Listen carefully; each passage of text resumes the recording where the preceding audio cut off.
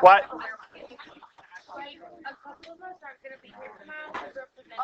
Awesome. All right, here we go.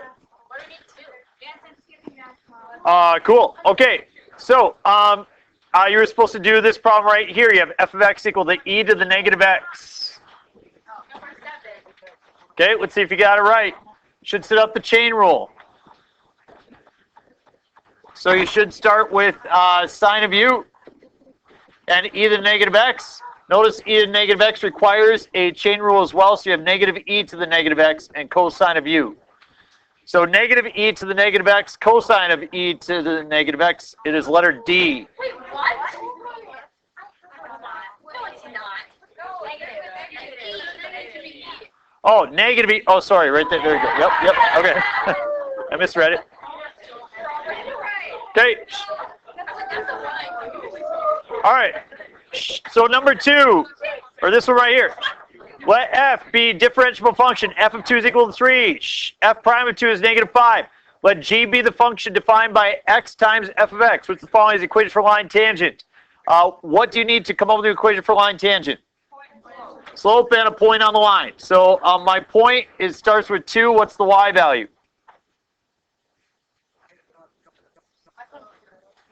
So I plug in 2.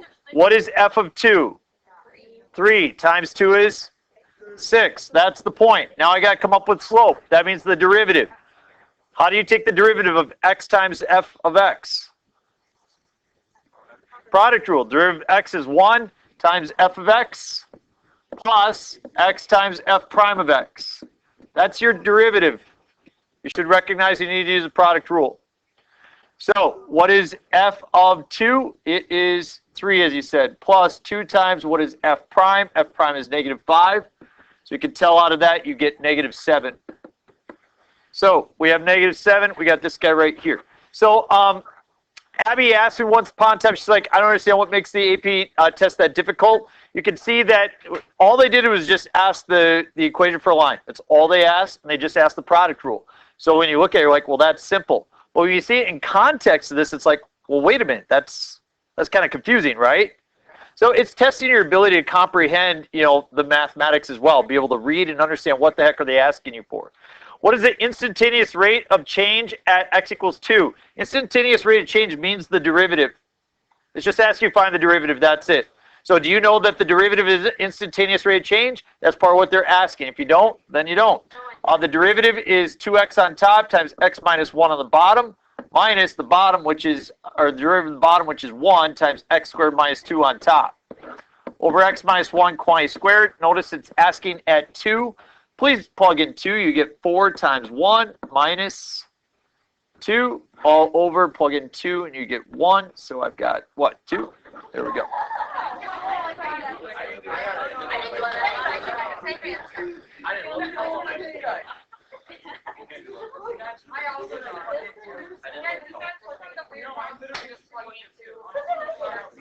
So that worked? Really?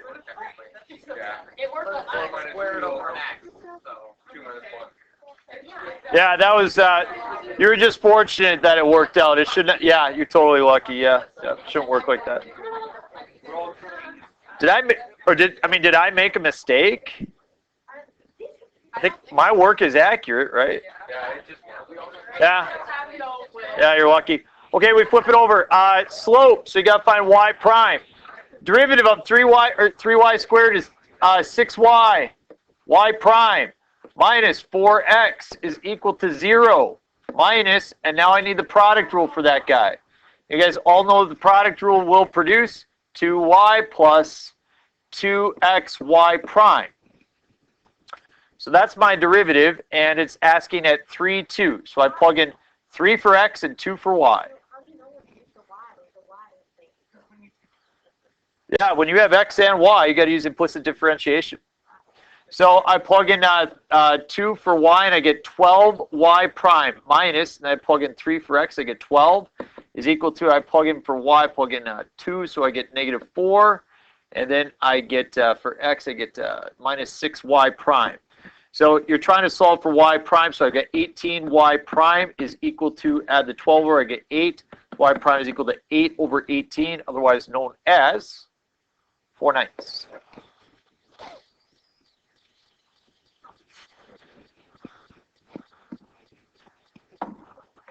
Need to find the derivative, it says. I need to use the chain rule. I have sine of u, and I have, what else? I have xy. Derivative of sine is cosine. That was easy. Derivative of that, I have to use the product rule. Derivative of xy is y plus xy prime. So I have y plus xy prime times cosine of xy is equal to, and we'd say derivative of x is 1. So my goal is to solve for y prime. So I'm going to divide both sides by cosine. Actually, it looks like the way they expressed this, they multiplied the cosine through. They went y times cosine of xy plus xy prime times cosine of xy is equal to 1. I would have just divided by the cosine right away, but I could tell that's not how they wrote their answer. So xy prime cosine of xy is equal to 1 minus the y cosine of xy. And I'm going to divide by x cosine of xy. So it looks like letter D is what I get. Sweet.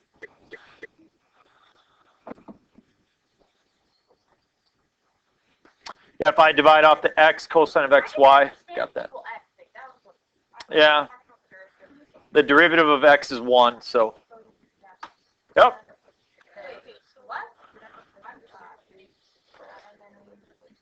And if the problem looks familiar, it should, because it's straight from our homework. So we've done it before. Problem 12. So again, you can see these are actual AP problems from 2008. Okay. The radius of a sphere. A sphere is decreasing at a rate of 2 centimeters per second. At an instant when the radius of the sphere is 3, what is the rate of change in square centimeters per second of the surface area of the sphere? Okay. So what is the formula for surface area of a sphere?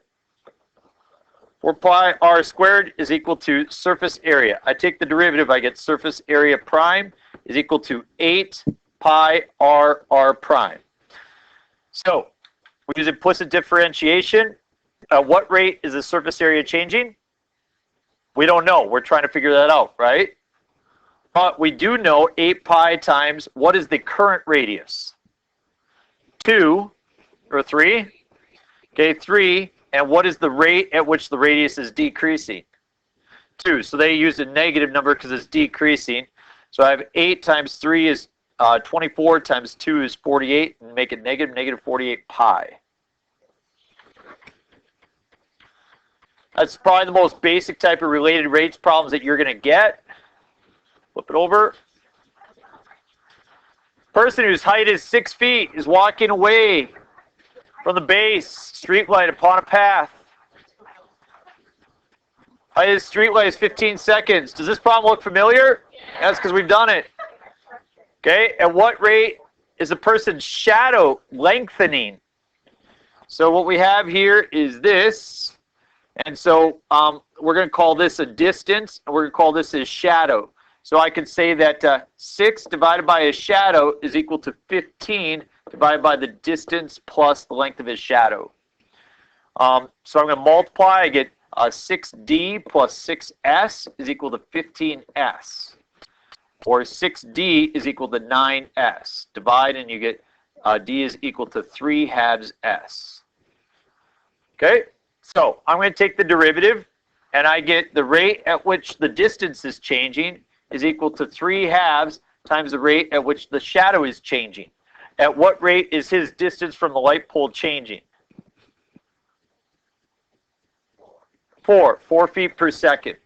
So 4 is equal to 3/2 times the length of the shadow rate. And so we multiply by 2/3, we get 8/3, or 2.6 repeating. So we're looking at letter B.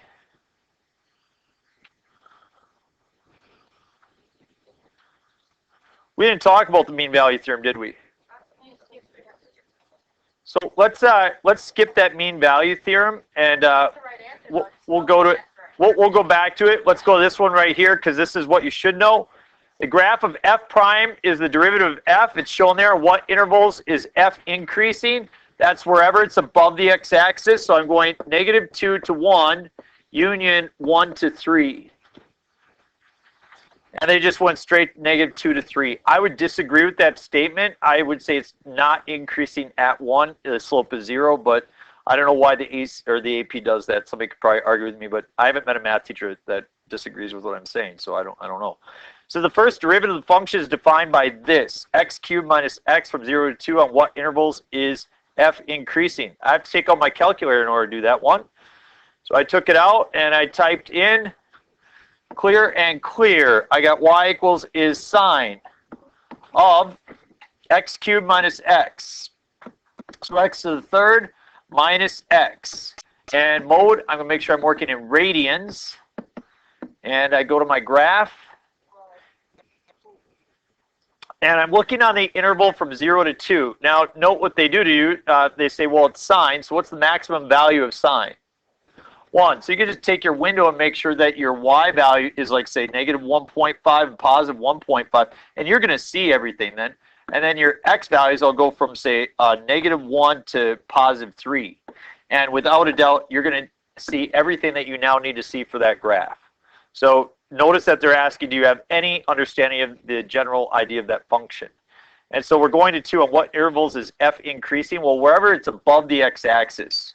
So if you just kind of, if you just move along here, you could get a pretty good idea. It looks like right at 1, it goes above the x-axis and over to about like 1.68.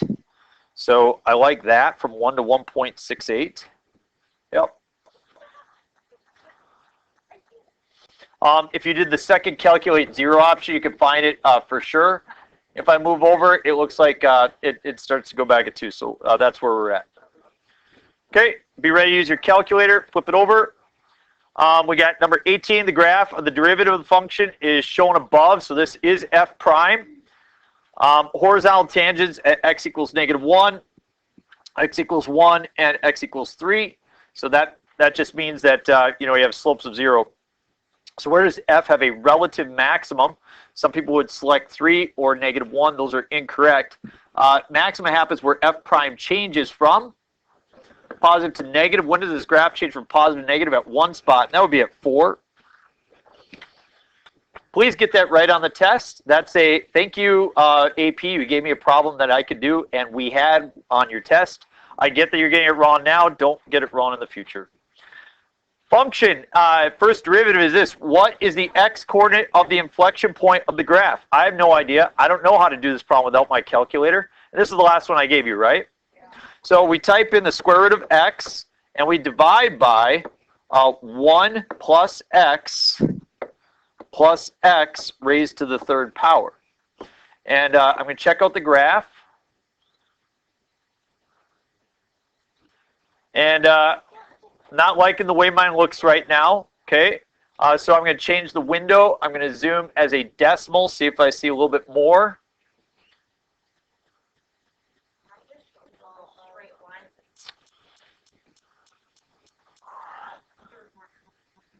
Okay, very good. Now I see what's going on here. So the graph looks something like that, right?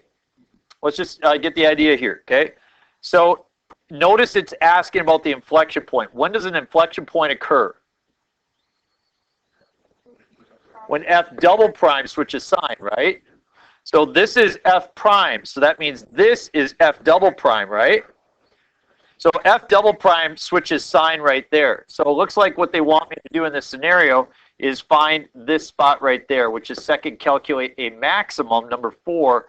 Now I can find that location right there. So I'm going to move to the left, enter. Now I'm going to move to the right, enter, and it's going to find that maximum spot for me exactly at x equals 0.472, and it rounds up to 473. There you go. What, you guessed and got it right? Congratulations.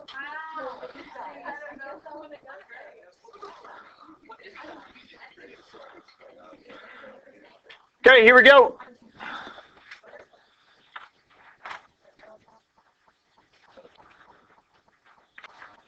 I'm trying. Here we go.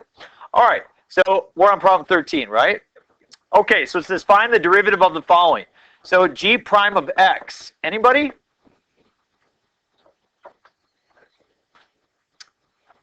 Nope.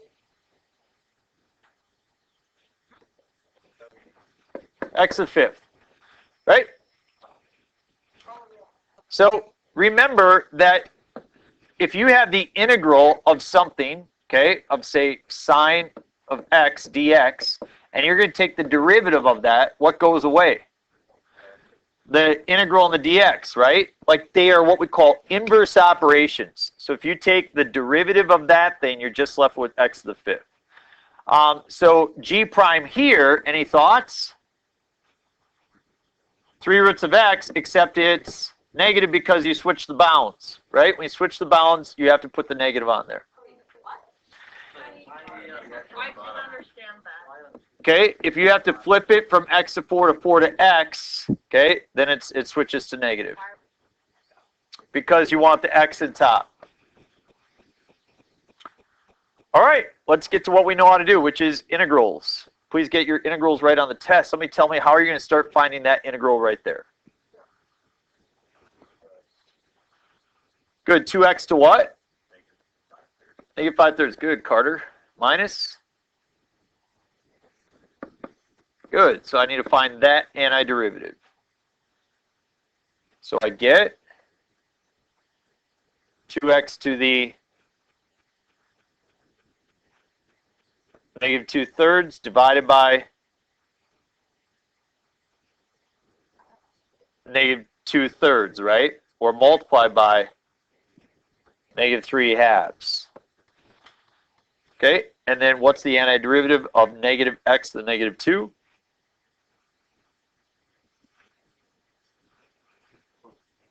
Everybody agrees it could be plus x to the negative 1 plus c.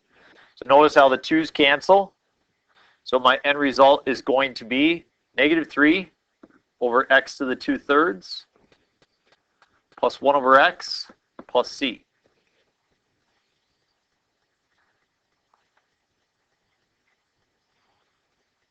Got it? Okay, letter B. What are you going to use to find this integral? Good, substitution. What is u? Good. So then, 2x dx. 1/2 du is my substitution. That's what I'm hearing. Excellent. 1/2 du is x dx. So I got 1/2 integral u cubed du. Antiderivative of u cubed. U to the 4th over 4. So I've got u to the 4th over 8.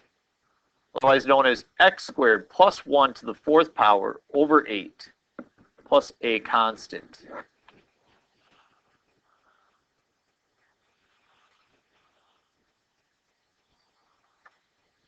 Do a couple more here. Letter C.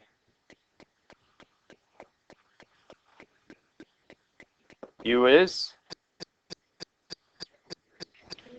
x cubed plus 1. So du is x squared dx. Yep, 1/3 du is equal to x squared dx. So I have 1/3 integral what?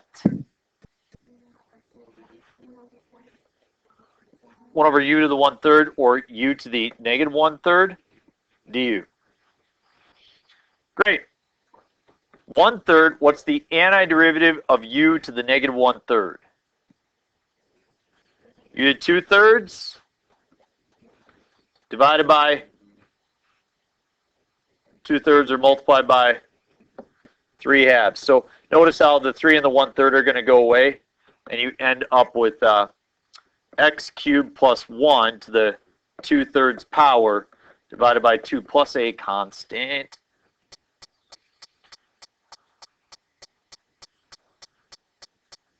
Letter D. U is x squared du to x dx. 3 halves du is equal to 3x dx. 3 halves integral secant squared of u du. Too many people got this wrong on their last test. What is the antiderivative of secant squared? It is tangent. 3 halves tangent of x squared plus c. My daughter is watching. Kira, your teacher did not teach you du and dx. Hopefully you see the value in using du and dx. If you don't, talk to me later. Try whatever you got on your own. Go. So I have the substitution of 8 du. Did you come up with 8 du? So I've got 8 integral du, and in its place I have cosine of u, antiderivative cosine. So 8 sine of the root of x plus c. And finally, letter F. U is negative x squared, so du is equal to negative 2x dx. What are you going to do? Times by negative 2 du is equal to 4x dx. So I could get rid of the 4x and the dx. So I have negative 2 integral what? E to the u du. What's the antiderivative of e to the u? E to the u. So negative 2 e to the negative x squared plus a constant. Nice job. You guys are smart. Congratulations for being smart.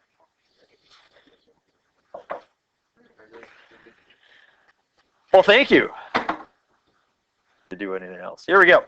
All right. Use the following information to determine the area. You won't see the question asked exactly like this, but I promise that you're going to get, 2 to 3 questions on the AP exam that will involve this. This will be pretty consistent moving forward. Use the following table to determine the approximate area bounded beneath the function over the interval negative 2 to 6 r sub 4. What the heck does that mean? 4 sections. Good. Width of 2. So I'm going to create rectangles width of 2.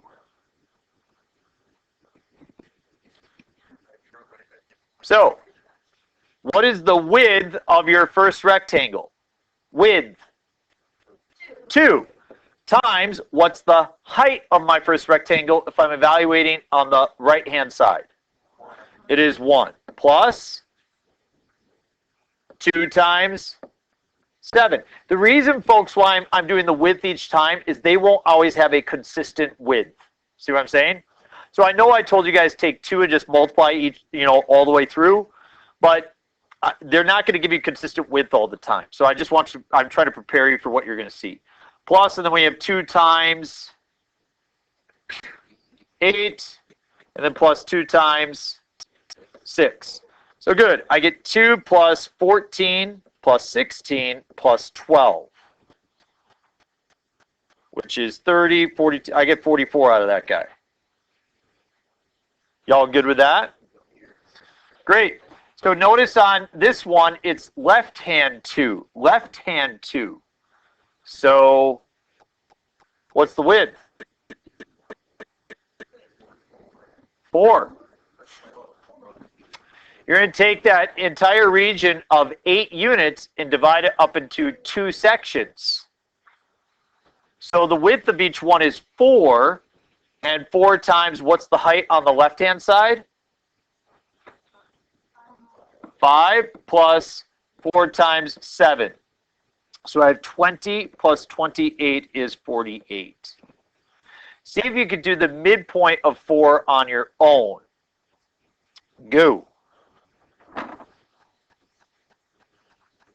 Okay, so I got 2 times 10, 2 times 5, 2 times 16, 2 times 5, because I'm going for the middle of each of these. So I get a grand total of 40. I get 72. Is that where you're at? Okay, so then let's talk the last one, trapezoidal. Now, there's multiple ways of doing this, but I'm going to try to teach you what I think is the best and most efficient way moving forward. So if we have 2 sections, I'm going to divide here and here. Well, that would be trapezoidal, but let's pretend that we're not going to find the right and the left and divide by 2. let's say that they're just asking for the trapezoidal, and you're like, okay, I don't want to take the time to compute both. How can I just do the trapezoid? Okay, so I'm going to draw 2 trapezoids.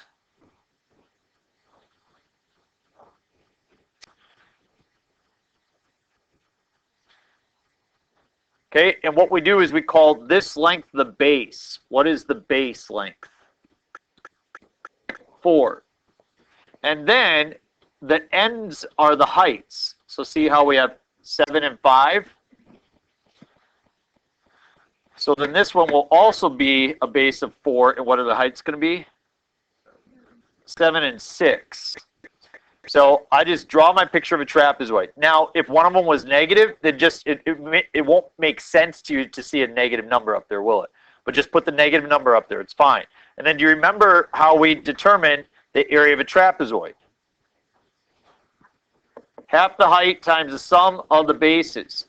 Now, what you just have to be careful with is that the bases, it looks like 4 is the base, but really the bases are the other 2, right? Like if you tilt it on side, then you see that they're the bases. So it looks like I have 1/2 of 4 is 2, and then the sum of the heights is, or some of those is 12. So I get 24 out of that. And then here 1/2 of 2 is, or 4 is 2, and then times 13, I get 26. Out of those, I get 50 out of that deal. Good for that? Okay, so you're going to use that skill. Please flip it over. And this is a great one here. So this is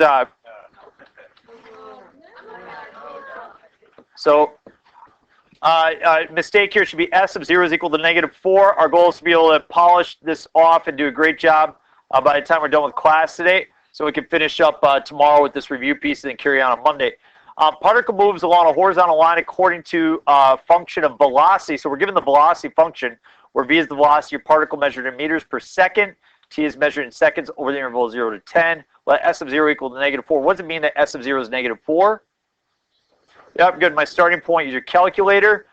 Displacement of the particle. So let's not do the calculator, just write it out. How do I determine displacement? You do, hold on, before I get we don't remember. You do remember covering it though, right? Yeah. Okay, so displacement is simple. Integral 0 to 10 v of t dt. That's it. So you would just plug this into your calculator, and then you do second calculate number 7 to get that integral. And you go 0 to 10. Remember doing that? And we'll do this again moving forward. I'm just trying to prime your brains for other stuff we're going to get to. So what is different if we do the distance? Excellent, good. So we can do 0 to 10, absolute value of v of t dt. Uh-oh, we've got average velocity, and then we have average acceleration. Shoot. What do I do? How do I know the difference between average? Do you remember average? So we're given the velocity function, right? Whereas acceleration, that's not the acceleration function, is it? Acceleration is the rate of change of velocity, or the derivative of velocity. So how do we find the average value of a function? Remember the formula for average value of a function. Good. 1 over b minus a, or 1/10 of the integral 0 to 10 of v of t dt. Remember that?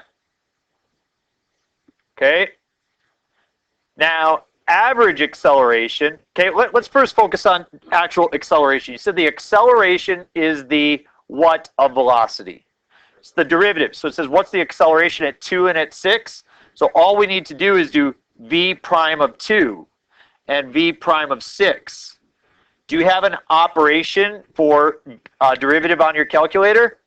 That's all. And you guys, you'll have free response questions where that's all you have to do is just remember and put on a label. That's it. Okay? Then you'll have ones that are more complicated, but just remembering that is going to be important. And then you have this one, was the average acceleration. So what's the difference? How do we calculate? This is instantaneous rate of change. How do we do average rate of change?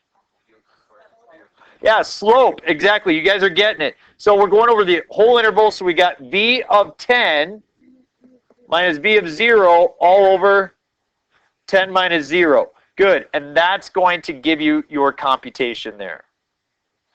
Finally, what is the position of the particle at 2 and at 6? The formula is position is equal to start plus displacement, right? That's our formula. So the position at 2 seconds is going to be the start, which is -4, and we're going to add to that, what do we do to calculate the displacement over 2 seconds? 0 to 2 of v of t dt. So what's the mistake you think people make? Yep, they go 0 to 10. And at 6 seconds, the only thing that changes, you get -4 plus the integral from 0 to 6 of v of t dt. What do you think the mistake is that people make here? Yeah, they go 2 to 6. If you went 2 to 6, that's fine, but you would have to add on whatever you had there. You know what I mean? So that's the deal, okay? All right. All right. Now I'm given a position function, not the velocity. It says, what's the velocity at time equals 1? What do I do? I'm given a position function, not given the velocity function. It says, what's the velocity? What should I do? Good, derivative. V of t is equal to what? 2t minus 6. So can I now find the velocity at time 1? Yep. V of 1 is -4. We will go meters per second as our label. They will count points for your labels. What is the acceleration at time 4? 2. Good. The acceleration is always 2, correct? What is my label? 2 what? Meters per second squared.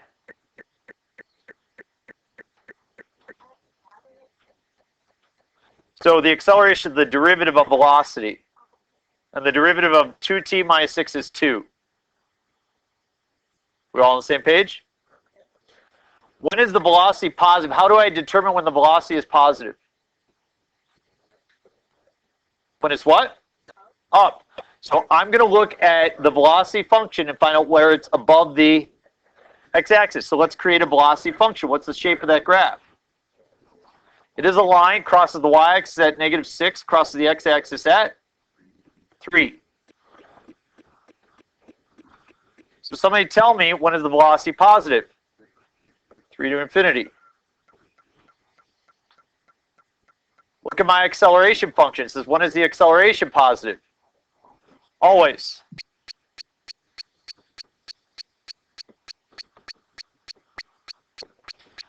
Now it says, is a particle speeding up or slowing down at time equals 3? Let's switch this, time equals 2, sorry. And time equals 7. So, what do we know about the velocity and the acceleration if the particle is speeding up? The velocity and the acceleration are? They're the same sign, so they're either both positive or they're both negative, remember? So let's look here. In the red, I will draw acceleration. Okay, see that? So let's go to time 2. Okay, time 2 would be right about there. Is the velocity positive or negative? It's negative, right? The velocity function's below the x-axis. Is the acceleration function positive or negative? It's positive. And I'll even just write it like this so that it makes more sense, folks. This is probably what you'll actually do on the test. Sorry, I'm kind of deviating to the graph there. The velocity at time 2 is just -2, right? If you plug it in, you get -2. Whereas the acceleration at time 2 is 2.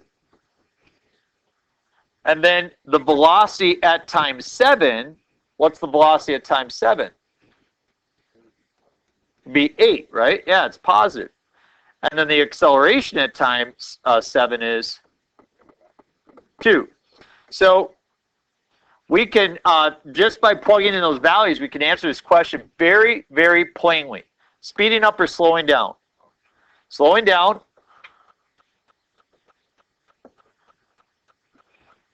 Different signs. Now, this is review, folks, but when we actually write down our AP responses, we're going to be a little bit, we're going to write like a complete sentence. We're going to, okay, well,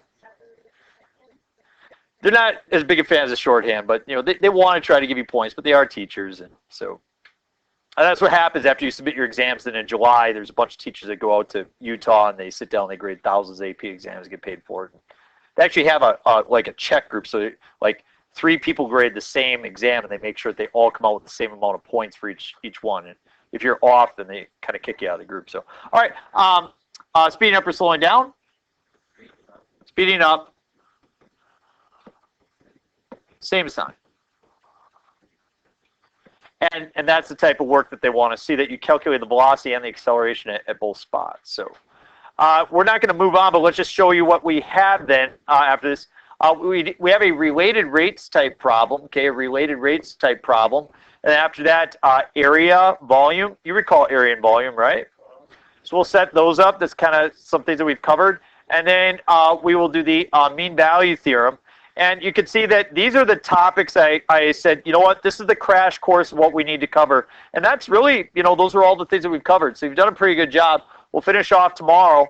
And then what will happen after tomorrow is we'll kind of move on to your introductory part into your, how should we say it? Your free response type stuff, okay? And so we'll start on that on Monday. And it's actually pretty good. It was the best thing that we changed about last year. I did this, and it definitely helped people. I know that. All right, 37 minutes. Wow, that got long. You guys are troopers. Way to go.